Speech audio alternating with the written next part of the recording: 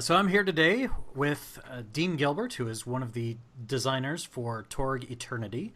He is also responsible for a lot of the posts that you may have been reading on the Ulysses website for the last few months. A lot of the rules previews and the setting previews. So welcome, Dean. Thanks. So we're just kind of doing a little bit of a testimonial. We're going to have you answer some questions for us and tell us a little bit about what you love about Torg. Torg has been around for a while and it's coming back now, but we want to know what really got you into it in the first place. So I want you to start by sort of telling me one of your first experiences with Torg. What was something that made it stick? Well, I think what it was is that at the time I was playing Dungeons and Dragons a lot. And I was hopping from campaign setting to campaign setting, and my players were getting on my case a little bit. And so I remembered that there was this role-playing game that had come out a couple of years previous, and fortunately I got in just as all of the Cosm books had come out. And so I was just buying book after book after book, and the thing that I loved about it was that you could go from universe to universe in one campaign with the same characters, yet have a horror game in one session and a pulp game in another and a cyberpunk game in a third one. And that was just fun for me because I just cannot stick with one universe at a time very much. So you're the sort that needs that variety. You can't Yes. just eat hamburgers your whole life. You gotta mix it up a little bit. Pretty much, yeah. So what was it that sort of kept you coming back to that system? Because certainly there were other kind of genre hopping games at the time. What was it about Torg that really grabbed you?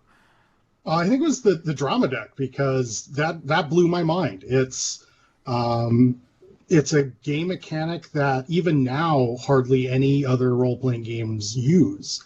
And it's like a bunch of different it solves a bunch of different problems all at once. It's a pacing mechanic, so it prevents players from using all of their best abilities right at the beginning of the round, so it holds everything a little bit and it raises the tension a little bit until finally the players can all get together in one big final attack and blow the bad guy away.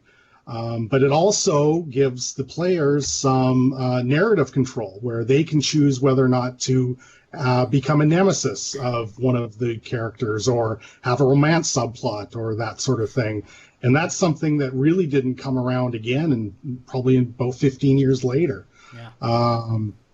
And third, it gave a reason to not just attack somebody over and over again. I don't hit him with my sword. I don't hit him with my gun. I'll yell at him or try to scare him or try to trick him. And then it gives me benefits for doing that beyond just, maybe freaking him out a bit. I get another card that I can play later on in the combat. Sure. So it really rewards that variety. It doesn't just Yeah.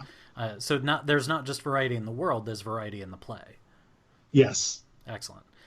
So one last question, just really quick. You've had the job for the last several months of telling people about new Torg. So whenever you're telling people about Torg, assuming they haven't heard about it before, what do you tell them first to really grab them? Imagine having an adventure party consisting of Lara Croft, Van Helsing, Black Widow, Jackie Chan, Gandalf, and John McClane. And they're going to go adventuring in Land of the Lost.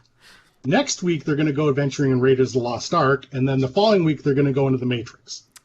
I think that's a great elevator pitch, and everybody should use it. All right, Dean, thanks so much.